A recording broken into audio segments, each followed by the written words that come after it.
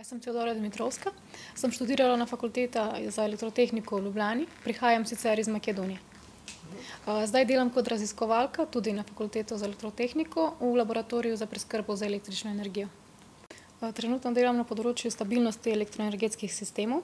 Imam svojo raziskovalno nalogo, katera naj bi se navezala potem na doktorsko nalogo.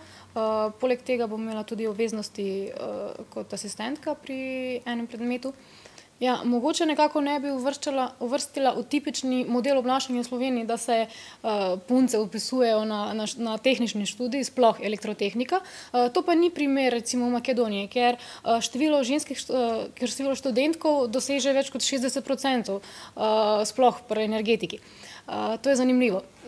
Poleg tega nekako je praksa, da tisti srednjošolci, tisti dijaki, ki nekako so nagnjeni bolj k tehničnih vedah, da nekako pragmatično o tem razmišljajo in zbirajo fakultete, ki imajo prihodnost.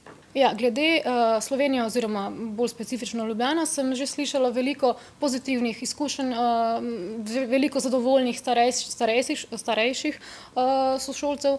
Na začetku sem govorila en balkanski esperanto, ena mešanca makedonščine, srbščine, hrvaščine, pa mogoče kakšno besedo v slovenščini, kot je hvala, nasvidenje in podobno.